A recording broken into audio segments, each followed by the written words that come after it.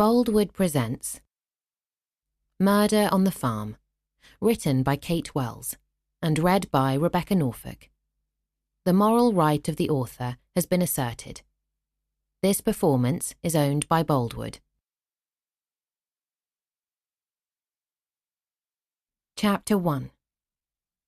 As Jude Grey tore down the driveway of Malvern Farm, she glanced at the clock on the dashboard. Bugger it, she cursed. Ben's wedding was due to begin in 12 minutes, and the church was a 15-minute drive away. She put her foot down a little harder on the accelerator and prayed that there would be no tractors around when she pulled out onto the country lane leading out of Malvern End. Jude hated being late for anything. She'd always taken pride in her punctuality, and yet she knew that it would take a small miracle for her to arrive at the wedding on time. It had all started so well. Noah, her shepherd, had recruited a couple of extra pairs of hands to help with the lambing whilst she was at the wedding, to allow her to enjoy a proper afternoon and evening off. Frank, Noah's dad, had arrived just as Jude was washing off her blood-stained hands in the sink at the back of the lambing shed. "Everything all right here?" Frank asked Noah.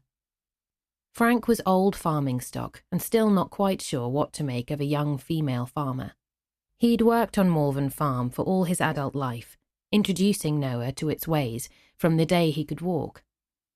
Frank had taken over the tenancy of another local sheep farm when Noah was ready to take his place as the Greys' chief shepherd, but he still came to help out when needed, as long as the ties of his own farm allowed. Adam's mother had kept to the more traditional role of farmer's wife, making cups of tea and hearty meals whilst the men laboured on the land. Frank hadn't quite known what to make of Jude's more immersive, hands-on approach, so she was used to him directing his questions and thoughts to his son instead. Frank stood, stroking his bushy grey beard and peering expectantly at Noah through thick glasses. "Busy," said Jude. "There's a ewe in pen 18 who had a bit of an issue with ringworm, but with a bit of cervical massage she birthed okay in the end." "I've no doubt she did," said Frank. "Noah's a safe pair of hands for any ewe." "All Jude's work, Dad," said Noah. "Right," said Frank, not bothering to hide his obvious surprise. "Well done then, Jude. You'll be wanting to go in now and get ready for this wedding, I suppose, so go on, I'll pick it up from here, and Spud will be along soon too." It was a little later than Jude would have liked, but she still had plenty of time to scrub the smell of sheep and hay from her body, wash, dry, and even style her hair before pulling on the satin slip dress she'd bought in the post-Christmas. When she had checked the full-length mirror, it was almost like catching sight of a previous version of herself. For once, she looked her actual age, rather than the haggard old woman she'd got used to greeting in her reflection, generally wearing a uniform of checked lumberjack shirts and old jeans. Jude couldn't help thinking about how things might have been if life had played her a different hand, been kinder and fairer. She should now be helping Adam to knot his tie and going through the best man speech with him one last time, perhaps with a baby chuckling happily at them from the bed. She turned away from the mirror. There was no time for melancholic thoughts. A little mascara and her favourite lipstick, and she felt ready to tackle the world. Shrugging a shaggy mohair cardigan over the top of the dress to try to keep the February chill at bay, Jude was ready to go 20 minutes before her planned ETD. Looking back, she wished she'd just jumped in the car then, given herself plenty of time to drive out to Great Malvern and arrive in a cloud of calm serenity. But she hadn't.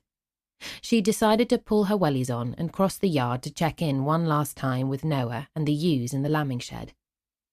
Noah was the third generation of shepherd to have been employed by Malvern Farm, and Jude was sure he knew more about sheep husbandry than most shepherds twice his age.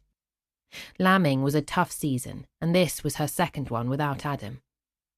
If it hadn't been for Noah's easy company, vast experience and constant support, Jude knew she'd have had no chance of keeping the place afloat. She found him busy with a ewe who'd already birthed one lamb and was trying to deliver its trickier twin, so Jude left him to it. With Pip, her collie cross, trotting at her heel, she walked along the line of lambing pens, each containing either a mother and her new baby or a pregnant ewe about to give birth. Jude's heart sank when she looked into one of the pens. A new mum had clearly rolled over on top of her poor baby, and, with Noah already up to his elbows, Jude knew she had no choice. Her experience told her that the lamb's chances of survival were not good, but this one was clinging on, its eyes shut, but its squashed chest rising and falling steadily. If Jude left it, waited for Frank or Spud to get back from the fields, or Noah to finish with the difficult birth, the lamb would die. She looked down at her dress and flinched. Going back to change into something more appropriate would waste time that this little mite didn't have. She took an old fleece from a hook on the wall and jammed it over her outfit to save as much of it as possible. Then she climbed into the pen to scoop up the partially flattened newborn.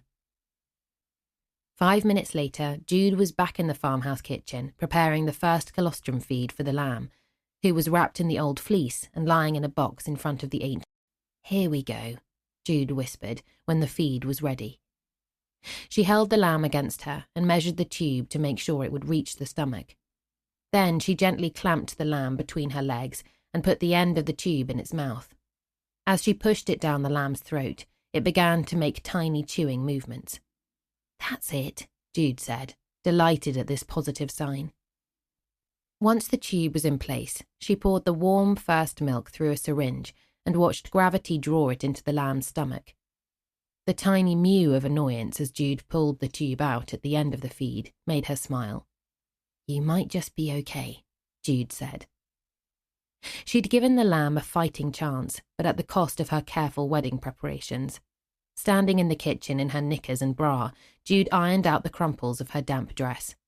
Her tights were beyond redemption, laddered and covered in muck, so she tossed them in the kitchen bin.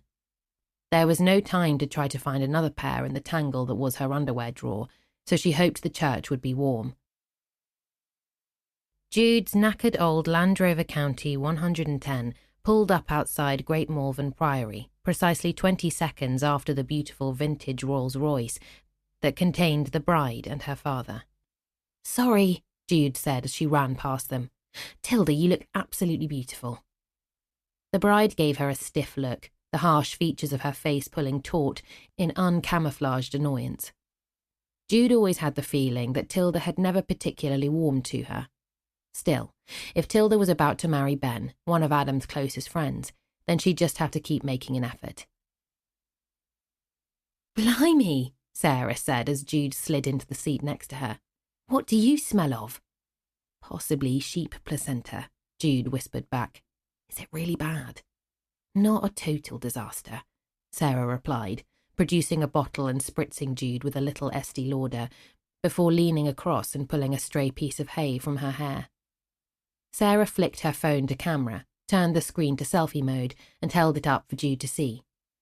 The camera flashed. "Hey," said Jude. "What was that for?" Sarah looked at the screen. "Sorry," she frowned. "Didn't mean to do that. I got it out for you to use as a mirror. But it is a fabulous shot." Jude winced at the picture on the screen. She put her hand up and tried to tame the tangle of hair that had been so elegant just a short time ago. "God, I look a mess," she said. "I've got a brush in my bag," Sarah said, "and lippy. I don't suppose you have any spare tights in there too, do you?" "I'm afraid not." "Shh," Sarah's boyfriend, Nate, hissed sharply. As the organ struck up and the congregation stood, Jude glanced at her friend. It had been ages since she'd seen Sarah, and she was shocked to notice how tired.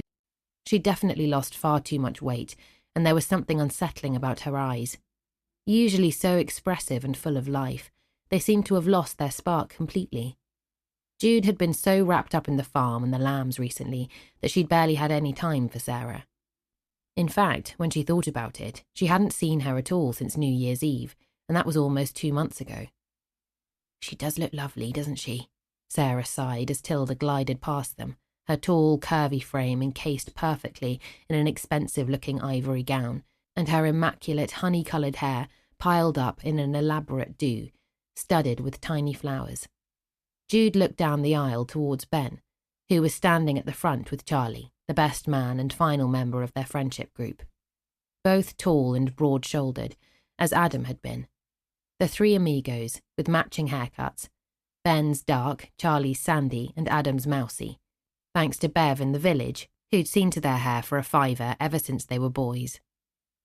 Jude imagined Adam standing there next to them, the ever-calming presence, and felt his absence stab her yet again. She looked at Sarah and saw that her eyes were glued to the groom. For a long time, Jude had assumed that if Ben Wilkinson ever got married, it would be to Sarah Lloyd, as did pretty much everyone else in the village. Theirs had been a complicated relationship, on again, off again, but always simmering away. So it was a huge surprise when Ben announced his engagement to a girl none of them had even met before.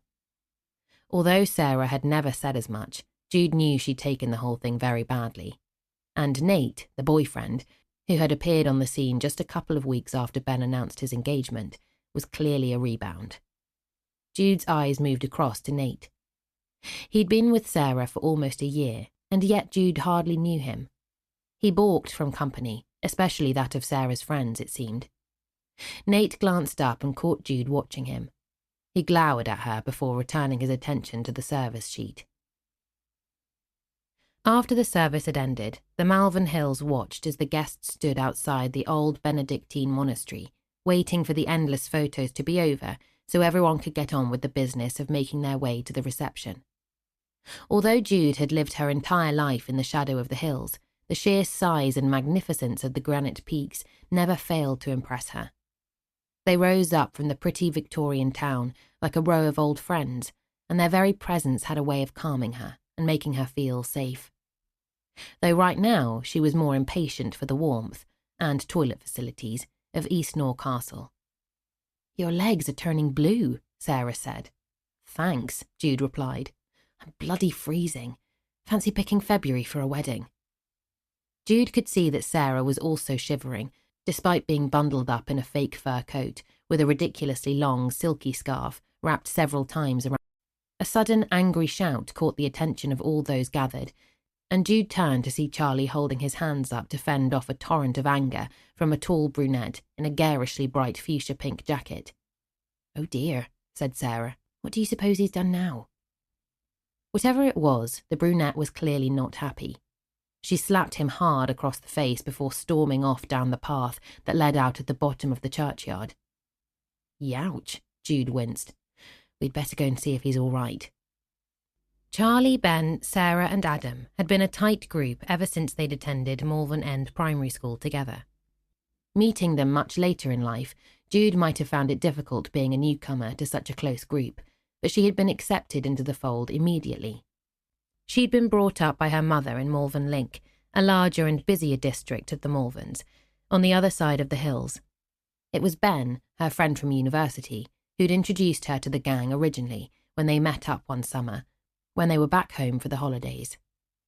Jude had fallen for Adam instantly, and, luckily for her, the feelings had been returned, and it hadn't been long before she was fully entwined in his life.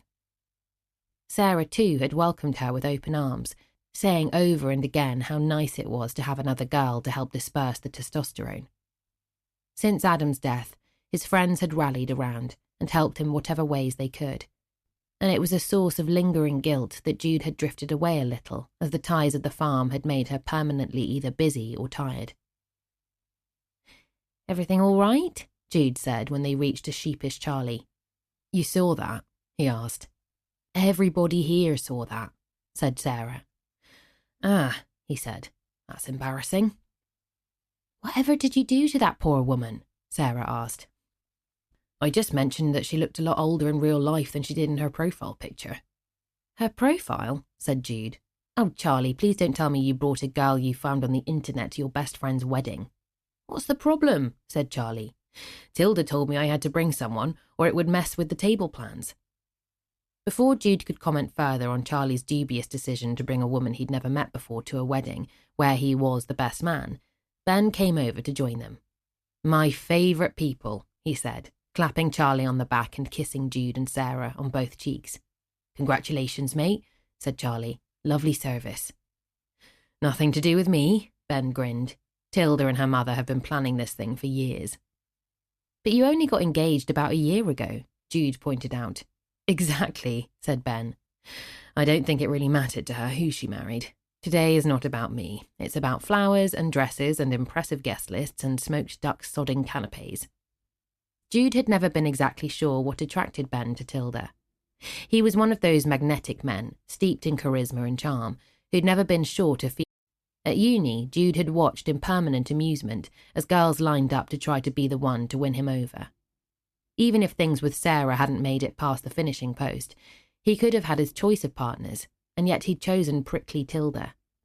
"Sorry, ladies, but I need to borrow Charlie for a moment," Ben said. "Bloody photo schedule." Jude squeezed Sarah's hand as the two men walked away to be carefully positioned by the photographer in a pseudo-carefree tableau. The chilly wind chose that moment to catch Sarah's fringe, lifting it and revealing just for a moment the clear outline of a bruise. "What the hell's that?" Jude asked, pushing Sarah's hair aside to get a better look at the shiner that was partly hidden under her hairline. It looked old and had started to fade, but no amount of carefully applied concealer could disguise how enormous it was. "It's nothing," Sarah said, pulling her head away. "I slipped and caught the edge of the table the other day. Silly, really." "Sarah?" Jude didn't believe a word. "Is there something going on? Are you all right?" Sarah bit her bottom lip and tears sprang into the corner of her eyes. Jude went to put her arm around her friend, but Sarah pushed her away. "I can't do this now," she said. She glanced nervously behind her, and Jude saw Nate returning from the sneaky trip he'd made to Cafe Nero on Church Street, noticeably with just one takeaway cup for himself. Jude had always found Nate Sanchez to be a selfish and difficult man, but now she wondered if there was an even bigger reason why she should feel uneasy about his relationship with her friend. Chapter 2. Eastnor Castle was a grand Victorian take on what a medieval castle should look like. The building was large and imposing, and it was set in the most incredible grounds, all in all the perfect venue for an impressive wedding. Most of the guests had stuck to the bride's request to enjoy champagne and canapes on the lawn, whilst she and Ben were whisked off by the photographer to make the most of the opportunities the gardens and lake offered. Jude, Charlie and Sarah, with a reluctant Nate in tow, had taken their champagne flutes and ducked inside to get away from the cold. Jude looked around the room, decked out for the reception meal, in awe, with its wood panelling, enormous chandeliers, and heavy gilded frames containing ancestral paintings. She was extremely grateful to see a fire crackling in the stone fireplace, and felt herself warm up just at the sight of it. "Bollocks," said Charlie, looking at the table plan. "I'm not sitting with you guys." "No," said Sarah with an edge of the utterly pissed off. "You've made the top table, unlike us, who will be lurking at the very back on table 13 with all the other bottom-tiered wedding dregs." "Why do you care?" Nate asked. "Ben's one of my best friends. I've known him my whole life, and then Tilda bowls in. It's like she's always trying to keep us apart."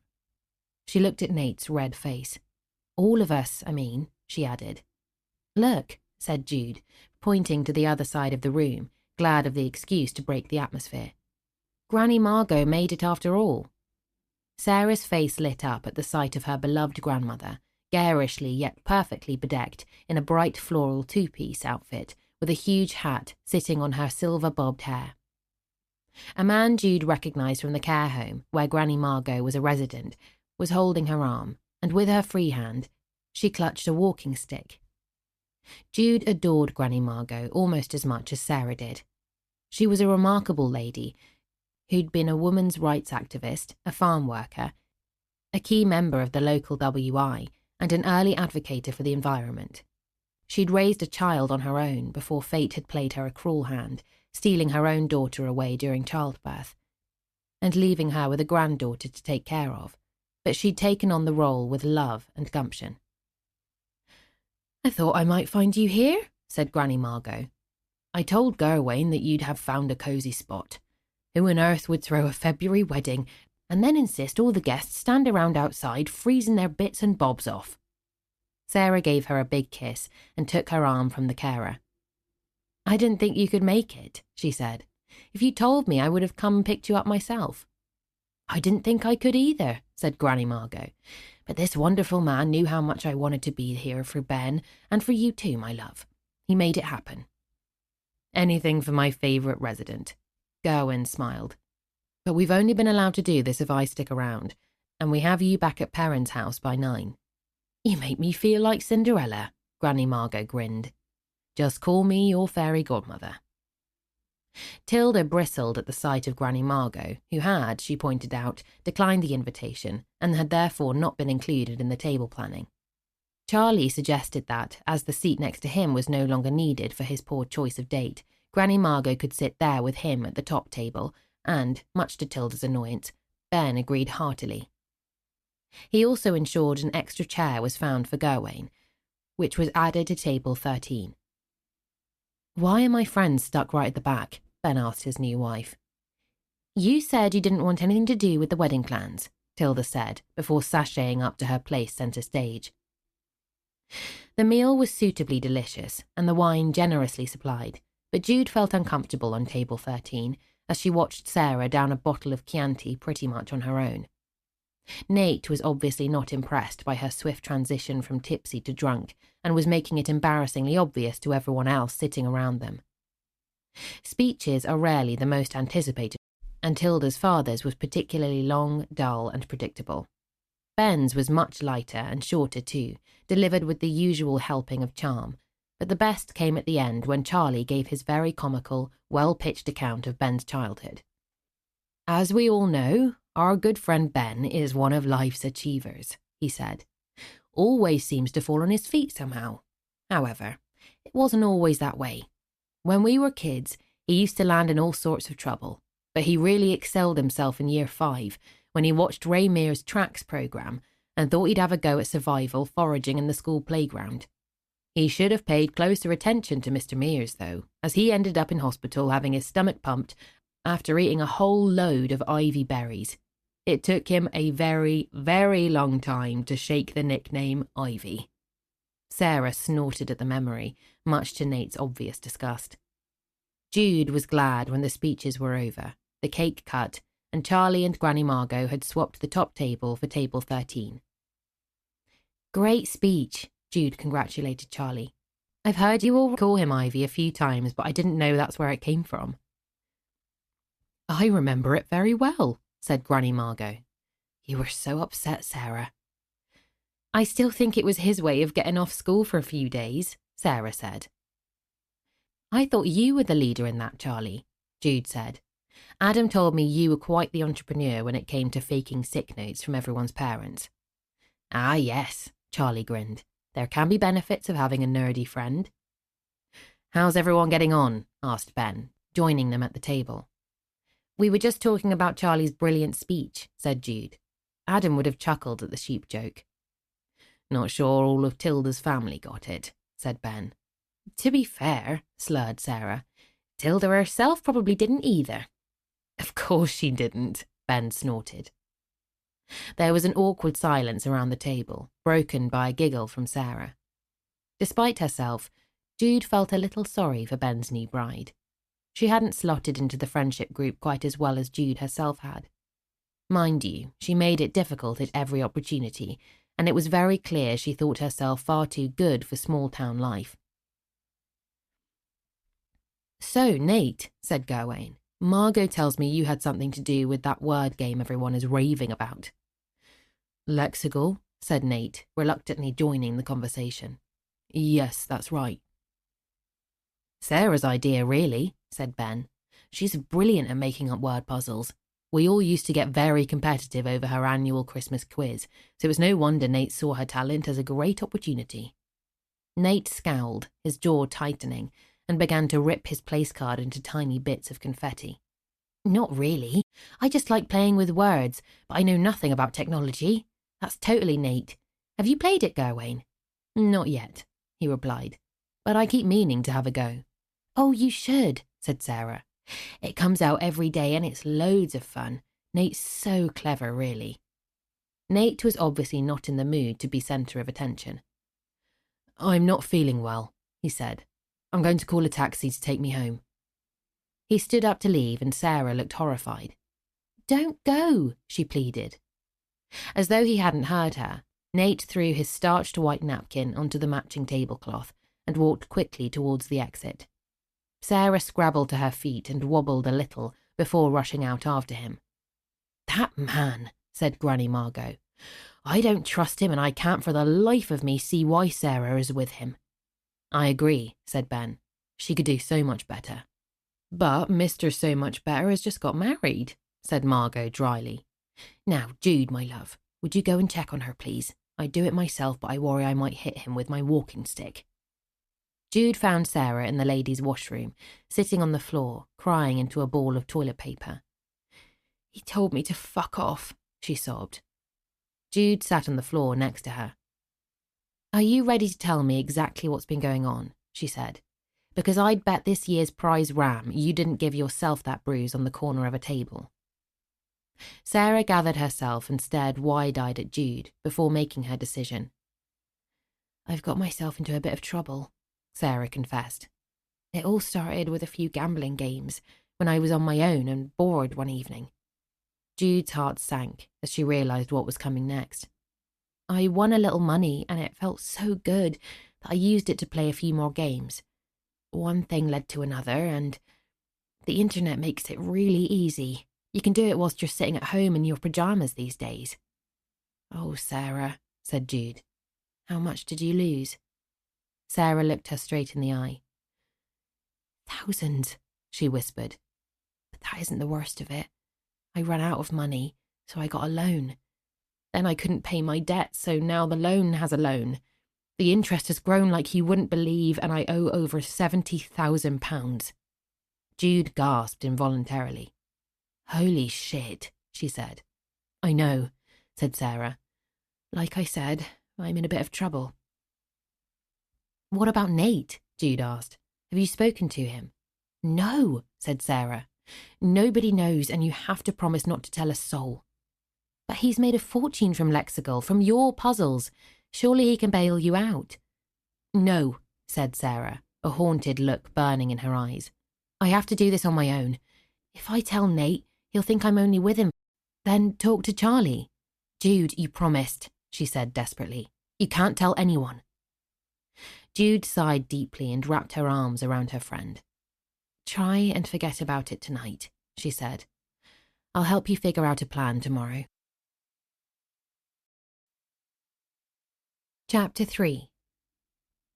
At 5 a.m, Jude's alarm told her to pull her exhausted self out of bed and go and relieve Frank from his night shift. She'd woken up thinking about her conversation with Sarah at the wedding. Some things appeared better in the light of day, but this was not one of those things. It was all well and good telling Sarah that she would help her sort this mess out, but how on earth could she deliver on this promise?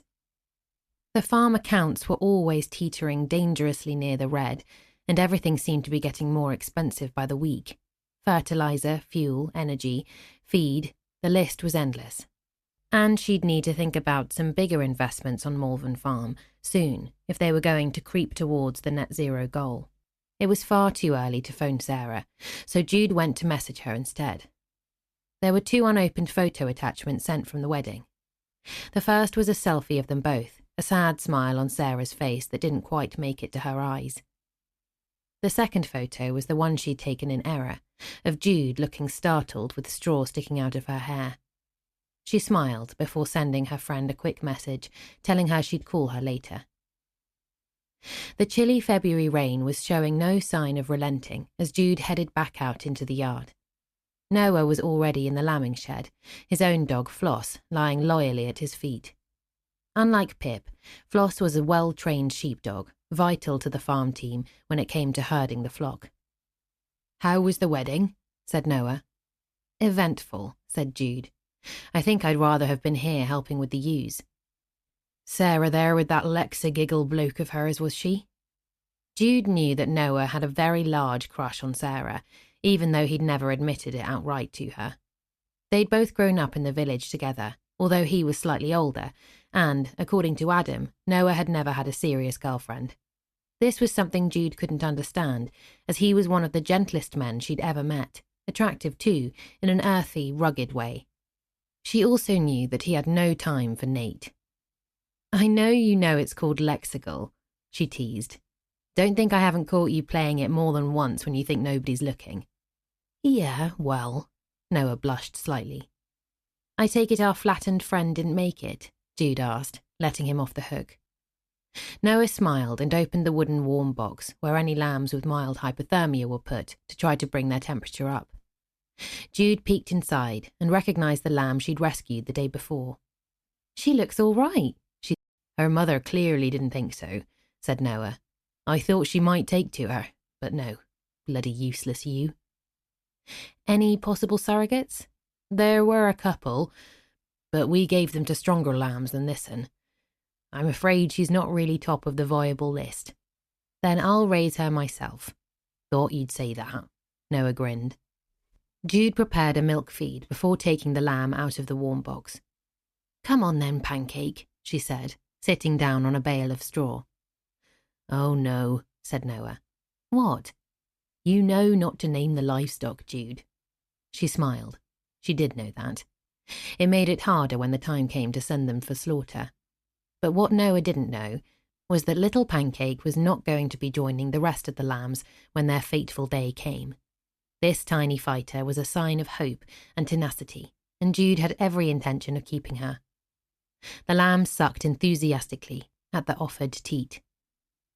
The local radio was on in the background, but Jude's mind was elsewhere as the newsreader reported on politics, more train strikes, and the divorce of a minor celebrity. It wasn't until they focused on the country news that her ears pricked up. Did she just say there's been a break-in at Great Malvern Priory? That's right, said Noah. I don't know what the place is coming to. First the theatre had a sculpture stolen, then someone went off with some old coins from the museum. In broad daylight that was too. A couple of weeks ago it was the statues from the park, and now the Priory. Where are people's scruples these days? As the sun tried to break through the mizzle, filling the cloudy sky with yellowish hues, Jude loaded the quad's trailer up with feed pellets and forage, ready for the field rounds. She whistled for Pip, who came tearing across the yard, eager at the thought of a run. Although she wasn't a trained sheepdog, Pip still had her uses and was excellent at keeping the hungry flock at bay whilst Jude tipped the feed into the troughs and spread the hay forage. Good girl, Pip, she called when the job was done. She drove the quad slowly around the field, checking the flock for any sign of a problem. Everything seemed in order, so she turned the bike and headed towards the second field. Driving towards the gate, her eye was suddenly caught by something near the oaks lining the edge of the field, and she drove a little closer to see what it was. Beneath the tree was a pile of logs that had been chopped down a couple of years previously and were still waiting to be cut into manageable sizes for the wood burner. Behind the logs, something white was just visible, covered in fur, and she hoped it wasn't one of her ewes in trouble. As she drew nearer, she realised that the white bulk was not that of a sheep. Most of it was hidden by the logs, but there was something dreadfully familiar about the part she could see. Her skin tingled as she began to imagine the very worst scenario and prayed that it was just her overtired, over-worried mind playing tricks on her. Jude put her foot on the accelerator and tore towards the trees, fear rising as the shape of her body became clearer and clearer. And then she knew without a doubt that her initial panic had been brutally warranted. She stumbled and fell onto the rain-sodden ground as she jumped off the quad. Scrambling to her feet, she ran towards the trees, where a human body lay broken in the mud. A body dressed in a white fake fur coat and a wedding outfit that Jude recognised with a sickening wrench. "Sarah!" she cried, rushing over to her friend's lifeless form. Under the thick branch of an oak tree, her friend lay face first in the mud, the long silk scarf she'd worn to the wedding looped tightly around her neck. It had ripped in two, Jude noticed, the other half still tied to the branch above, flapping innocently in the breeze like a flag of surrender. Jude screamed. She heaved Sarah's body over and wiped the mud from her face, instinctively checking for any sign of life. A breath, a pulse, any indication that she could be saved. But she knew there was no point. The purple hue of her body and the icy feel of her skin told her all she needed to know. Jude propped herself against the Aga and shivered as a deep chill radiated throughout her body. Watching her farm become a hive of flashing blue lights and people in uniform had been both horrifying and surreal.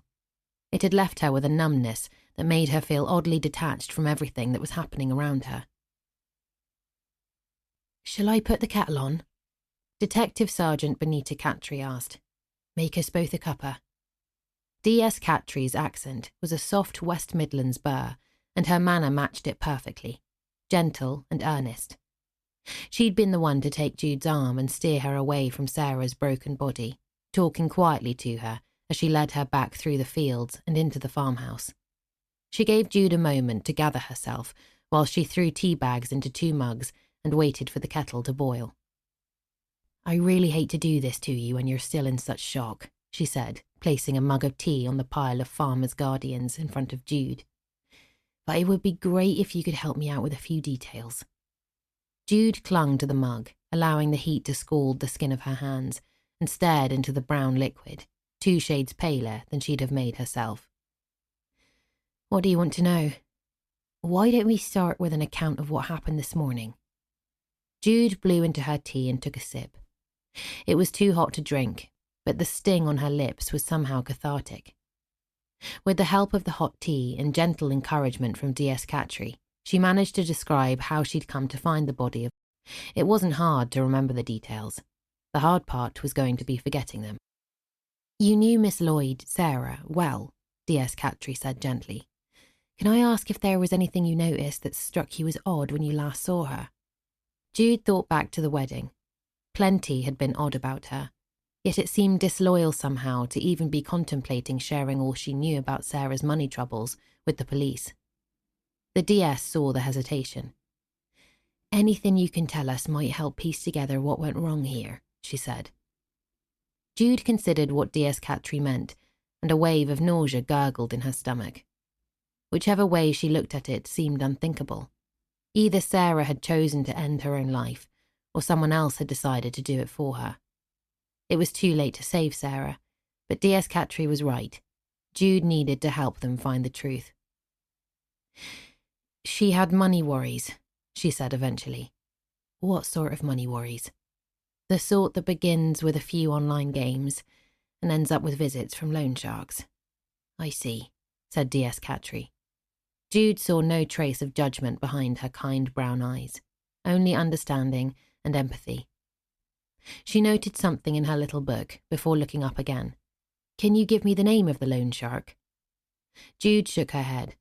"Sarah only told me about it yesterday when we were at our friend's wedding. I knew there was something wrong because she looked awful, like I'd never seen her before." Jude stopped and willed time to rewind to the previous night. If only she'd insisted that Sarah come in and stay the night at the farmhouse, instead of letting Charlie take her back to her own cottage. Sarah had been drunk, very drunk. During the taxi ride back from Eastnor Castle, she'd alternated between teary remorse and fierce resolve until she fell asleep on Jude's shoulder. "What's going on?" Charlie had mouthed at Jude. Jude had been desperate to share Sarah's predicament with him. She knew they were as close as any siblings might have been, and he would certainly have wanted to help, but it wasn't Jude's place to make that call. And now it was too late. She scrunched her eyes tight against the memory and the suffocating fingers of guilt. D.S. Cattry gave her a moment before asking her next question. "Can you tell me what you meant by she looked awful?" "She'd lost weight," she replied. "She looked exhausted, and she drank a lot too, which she only ever does." Jude stopped and gulped back a large clot of fresh nausea as she realised her mistake. She took a deep breath before starting again. "She only ever did when she was stressed. Oh, and there was a bruise." She lifted her fringe out of the way and indicated to the DS where the bruise had been. "She told me she'd slipped and caught it on the table, but—" "You didn't believe her?" Jude shook her head. "Was she in a relationship?"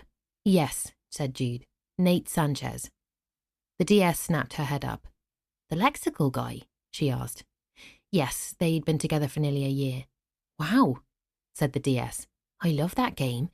Try and play it every day. What's he like?" Jude wondered how to answer the question. Sarah had seemed to love him despite the fact that he wanted to keep his life with her separate from everyone else. Jude had her suspicions about the bruise, but that's all they were. "I don't really know him," she said truthfully. "He was never all that keen to get involved in Sarah's life. We'll need to speak to him. Do you have an address?" "No," said Jude. "I think he lives somewhere on Avenue Road, near the station." "Not to worry, we'll find him. Is there anything else you can think of that might be useful to our inquiries, or anything you'd like to ask?" Jude shook her head. "Then I'll leave you in peace for now. You've been very helpful, Mrs. Gray."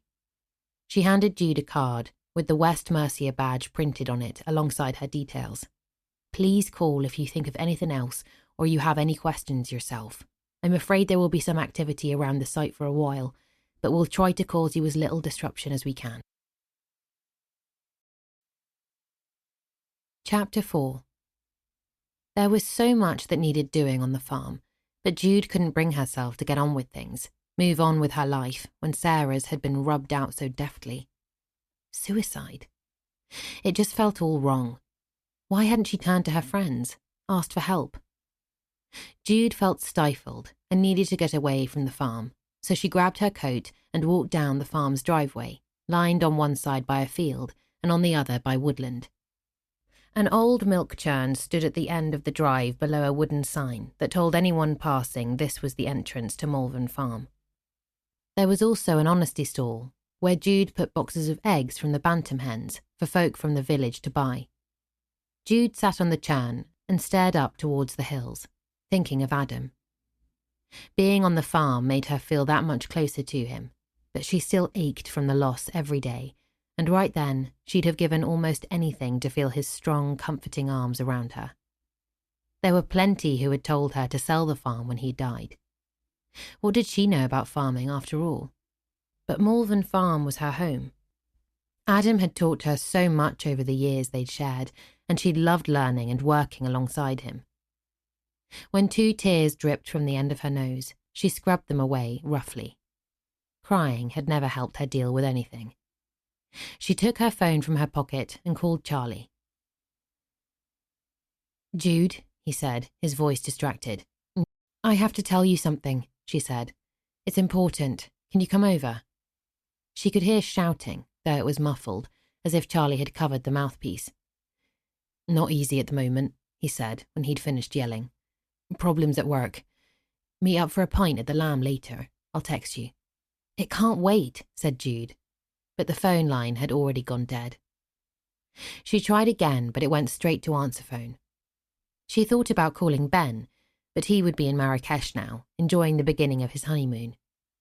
Should she disturb him, or let him have a bit of peace before he returned home to discover this awful tragedy that would no doubt tear his very soul apart? Out of all of them, perhaps he had been the one who'd loved Sarah the most. "Gah!" she exhaled through gritted teeth, closing her eyes and pushing her palms into her sockets to try to dispel the image of Sarah's fragile body lying in the mud. She knew there was work to be done at the farm, but she couldn't face going back there just yet. She turned right, out of the farm drive and towards the village. Spring was trying to fight the February chill, with little buds studding the hedgerows and signs of bulbed flowers sprouting from the grass verges. Usually this would lift Jude's spirits, but she barely noticed them. In a trance, she walked the familiar route, past the Lamb pub and the village green, Mrs. James's shop and the tiny school where Adam and the others had gone as children, and where Ben now worked. Jude had even done a few supply teaching shifts there herself.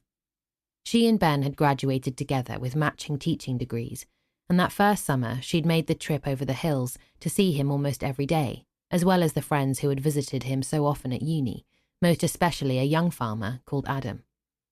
It had been the happiest, sunniest summer she'd known, and had ended with an engagement ring and plans of running a sheep farm.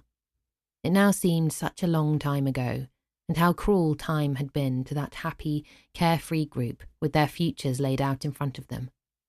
First the hideous cancer that claimed Adam so bloody fast, and now poor Sarah. Jude kept walking, right to the far edge of the village, where she found herself drawn to Sarah's little stone cottage. She opened the gate and walked up the path to the front door. A huge wave of grief welled up inside her as the numbness of shock began to wear off and the reality of the morning took over.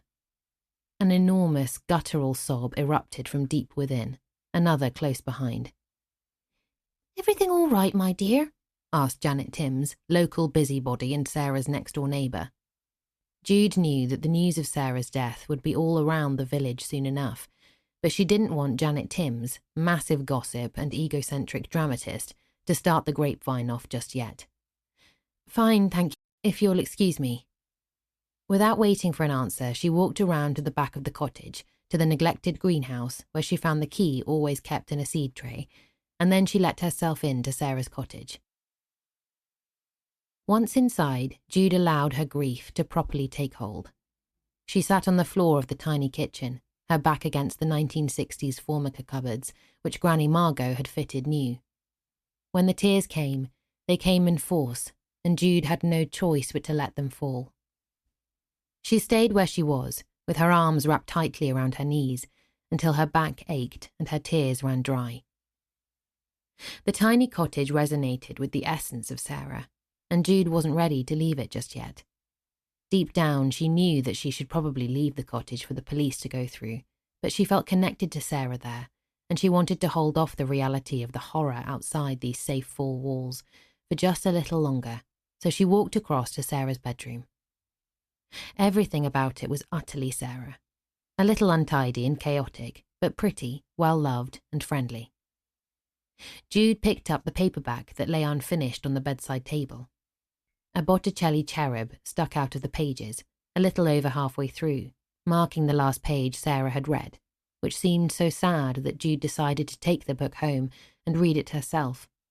An old, slightly yellowed photo of the four friends as teenagers also sat next to the bed. The boys were dressed in poorly fitting dinner suits, and Sarah was wearing a figure-hugging, full-length dress made from some sort of glittering jersey fabric. They had their arms around each other and stood beneath an arch of balloons, faces flushed and eyes shiny. Jude traced the outline of Sarah's face and then of Adam's. So much hope for the future in those happy, carefree eyes. The more she thought about it, the less it made sense. The debts she could just about understand. They were an easy thing to accumulate. She herself had played the lottery online after Adam had died, hoping that a cash injection would make things so much easier for her at that point. And once she had an account set up, it was ridiculously easy to be tempted. Just one more online scratch card or instant win, until she'd spent nearly 50 quid in 1 week without even blinking. No, it wasn't the gambling that shocked Jude, nor the loans. Sarah had always been so trusting, sometimes to the point of naivety. It was the suicide itself that Jude just could not come to terms with. Sarah had been one of life's optimists. There was always hope in her world, so surely she would have tried everything before she gave up. "What happened?" Jude whispered to the empty room. Sitting on the edge of the bed, in a room that smacked of innocence, Jude was more and more certain that Sarah had not been capable of suicide. And the ramifications were even more frightening. If Sarah hadn't wanted to end her own life, that could only mean someone else had made that decision for her.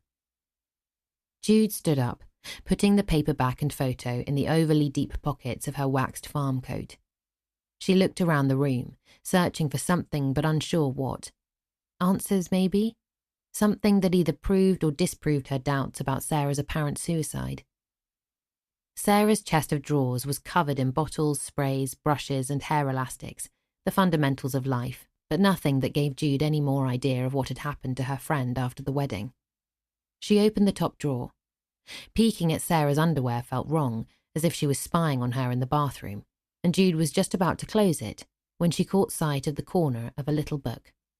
She knew, before she pulled it out, that it was her diary. Jude had given it to her for Christmas, personalised with a photo of them both on the cover.